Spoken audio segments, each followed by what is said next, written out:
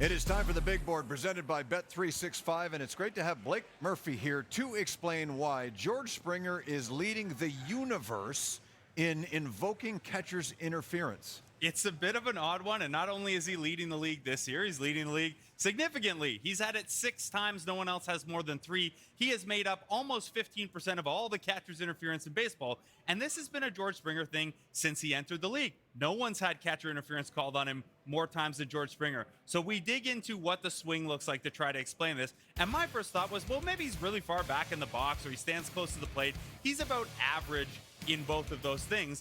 But what we do see with George Springer is that he tends to catch the ball further back behind the plate with his weight tilted back more than almost anyone in baseball. The only one who is more extreme having their weight back and catching the ball further back is Paul Goldschmidt, who is 3rd in catcher's interference over that same time span. Now, when we talk about the season that George Springer's had, so much is going well. We see the bat speed being up. He's getting to that A swing more often, and he's still catching the ball back a little bit. Normally we think when a guy takes his bat speed jump, when he's getting to his best swing more often, maybe he's trying to get out front a little bit more, cheat the fastball. George Springer is not doing that, and while it does lead to some catcher's interference, that's also what's letting him drive to all areas of the field with authority.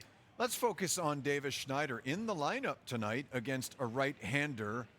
Are his numbers better than what the eye test tells us? I think so, and he hasn't gotten a lot of opportunity to show that. I would imagine it's difficult when you're only getting 40 plate appearances over an entire month after getting called up from AAA to stick to a disciplined approach.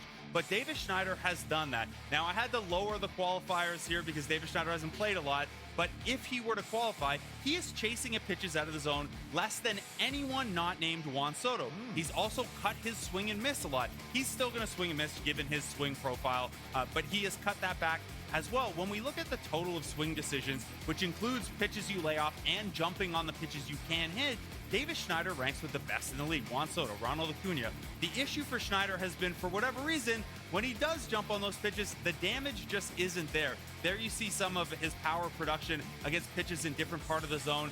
I tend to look at this, I see an OPS that's almost at 800 since he came back up from AAA. Yes, in a small sample, but the quality of plate appearance is so advanced. The understanding of what you should and should not swing at is so advanced. I think the power and the damage is eventually going to come. Sometimes the data tells you what you're not seeing. It's great to have Blake Murphy aboard, and that is the big board presented by Bet365. Whatever the moment, it's never ordinary at Bet365.